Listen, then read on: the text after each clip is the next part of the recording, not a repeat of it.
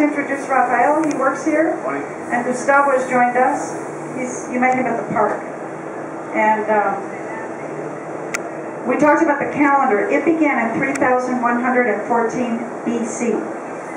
So they had to be up and running to create such an accurate calendar, for sure. And Middle America had kings with kingdoms. I'm sure sometimes they got along and sometimes they didn't. There were trade routes, absolutely. And the lowlands are very fertile. That's where chocolate comes from. So are the part of the highlands. Depends on how cold it is near the Mexican border. Your crops might freeze. Lowlands, Tikal has really bad topsoil. So many things added up for a collapse of the ancient Maya civilization in 900 AD. It had nothing to do with the Spanish. And they had wars with the Aztecs. They were taxed by the Aztecs. They burned too many trees to make plaster for freeways. Literally, causeways were made out of just too much plaster. They lost their balance. It has been argued that the kings kind of got way out there. Greed was a big problem. Sounds kind of like today. So it collapsed. And right before the collapse, the Aztecs taxed the Mayas, and they taxed them in jade for immortality, chocolate, we'll talk more about that at one of the museums, jaguar pelts, and other things. So that's how Montezuma ended up with a big jade necklace to give Cortez when they met in Mexico. And Montezuma said, take this to your king so he can enjoy immortality. And Cortez took one look at it and said it was pagan, idolatry, death penalty on jade carvers. So that was the end of the jade industry. 400 years later, archaeologists found King Pacal's burial in Palenque. This is a replica of his mask. I like his earrings.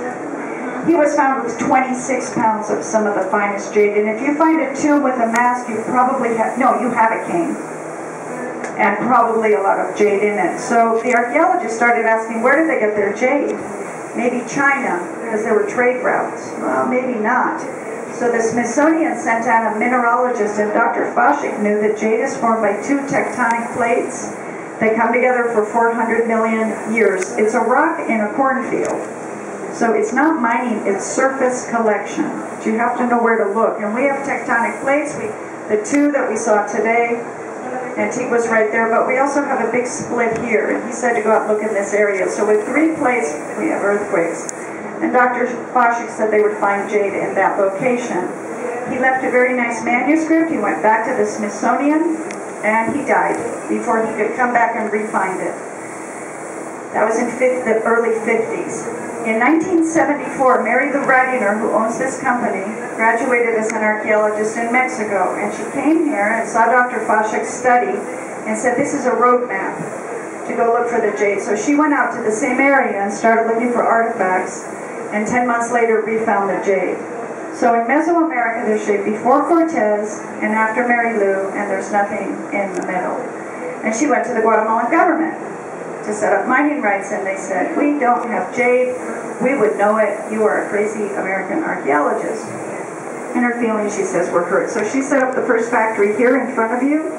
In 74, started teaching Mayas, or Maya descendants, about carving jade, and started making replicas and learning more about the Mayas. They bought the land, they still drive out, they park the Jeep, they walk in with diesel drills, chop the jade up into 40,000 pieces so they can pack it out to the Jeep and drive it here. She was validated when she appeared in the National Geographic September 87. Maybe there was jade involved. So with that, this year she was really happy that she got to put on the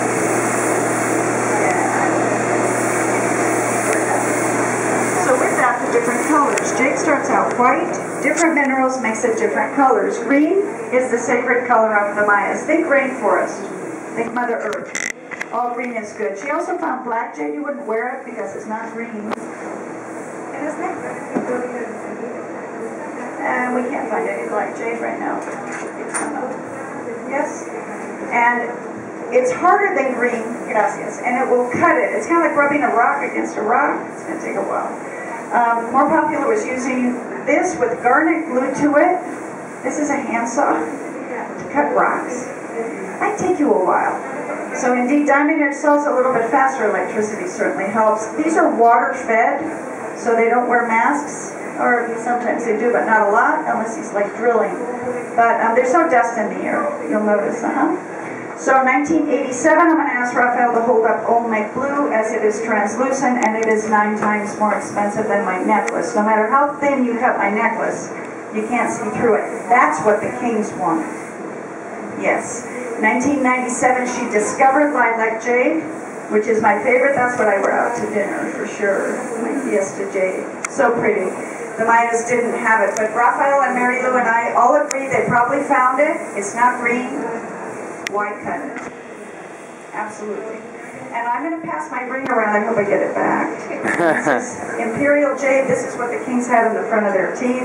And this is more valuable than a diamond. But I'd like you to notice how small it is, in part. If I were to wear a diamond, I might wear at least a little bigger one. And that's kind of just a sliver of Imperial jade. So that's the most expensive jade. This is the least expensive. And when I heard about jade as a child, I heard about Chinese jade and Burmese jade, and I thought different countries all said. It turns out they're 2 different stones. China, Canada, New Zealand, and many other countries have nephrite. It's not a gemstone. Guatemala doesn't have it. So if we say jade, we have jadeite. And the only other country that has it, or had it on the market, was Burma. Much more valuable. It's a gemstone. It's hard to cut. If it's a 7 in hardness, it's a gemstone. A diamond is a 10. More recently, the Russians have been working on jadeite too. And who's going to collect what you're passing around? Chinese CEOs. And it goes up in value. So they're not going to collect diamonds. They're more interested in immortality.